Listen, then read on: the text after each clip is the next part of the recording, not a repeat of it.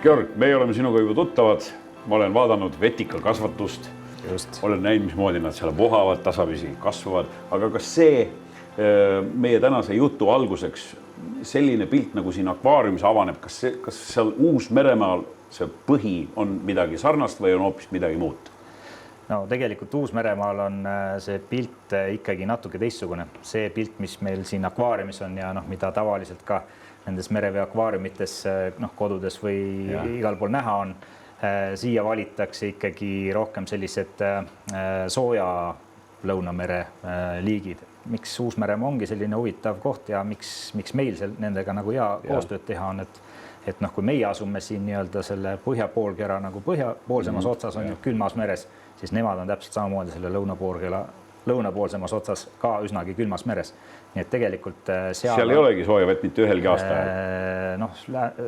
Selles osas, kus meie tööd käisime tegemas, ehk siis Lõunasaare lõunaots ja veel allapoole, seal see vesi nagu väga soojaks ei lähe. Niisiis, samasugune jahe lomp nagu meil, ainult selle vahega, et liigid, kes meie ja Uus-Meremaa vetes elavad, omavahel kohe absoluutselt ei kattu.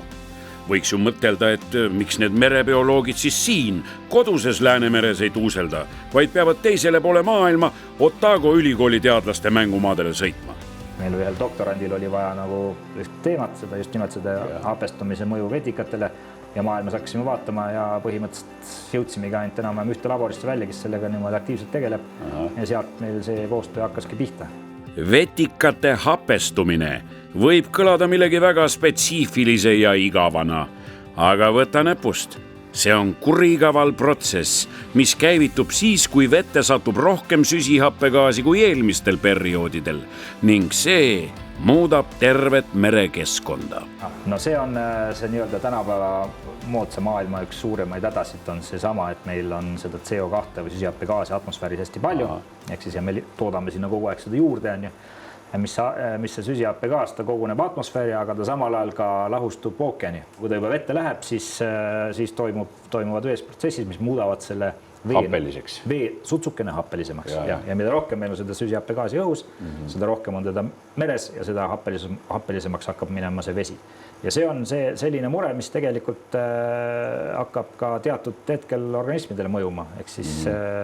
Ehk siis organismid on harjunud mingisuguses konkreetses pH vahemikus opereerima ja toimetama. Ja kui see hakkab muutuma looduses, siis lihtsalt enam ei sobi nendele organismidele, hakkavad need ära kaduma ja siis jälle mõned teised võidavad sellest ja nagu ikka. Ja selle ümber ongi siis tegelikult väga palju küsimusi ja see protsess on, kuna see on globaalne, see toimub igal pool ühtemoodi, et siis ongi huvitav vaadata, kuidas need asjad siis nagu arenevad ja käivad. Nüüd, kui töö on tehtud, välitööd on tehtud, laboratooriumis on asjad nii-öelda analüüsitud, on kirjutatud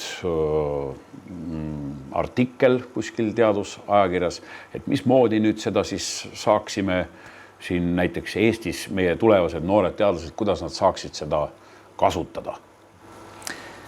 No esimene kasu on see, et me saame aru, mis meil siin toimub. Et tegelikult ju see, kuna ongi, et meil on ju looduses toimivad igasugused protsessid, mis on nagu koha pealt tingitud ja osad on nagu need samad globaalsed, et see nagu see hapestumise jutt ja nagu see CO2 asi. Ja kui me näeme looduses, et midagi muutub, midagi toimub, siis me tahame nagu selgust saada, et miks see toimub. Et kas inimene on süüdi, et kas meie oleme süüdi või on süüdi kogu inimkond selles asjas. Ja just, et kirjeldada neid asju ja osata aru saada, selle jaoks meil ongi vaja seda nagu taustainfot. Ja mis nüüd Läänemerega on see, et tegelikult seesama näiteks hapestumise teema on see, et Läänemeres väga pikka aega arvati, et see ei ole meie mure. Et see on hoopis mure kusagil mujal, et see on ookeanis, see on kusagil seal, kus need suured ookeanid on, kus need suured nii-öelda need põhilised need protsessid toimuvad seal. Aga et Läänemeri on nii palju, siit tuleb magedat vett ja meil on nii palju siin seda lubjast pinnast ja nii edasi, et see ei ole meie häda. Ja tegelikult väga pikka aega seda enam ignoreeriti, et siin nagu. Ja aga nüüd hiljuti tuli välja, et tegelikult see käib meil samamoodi, et meie jaoks on see samasugune häda.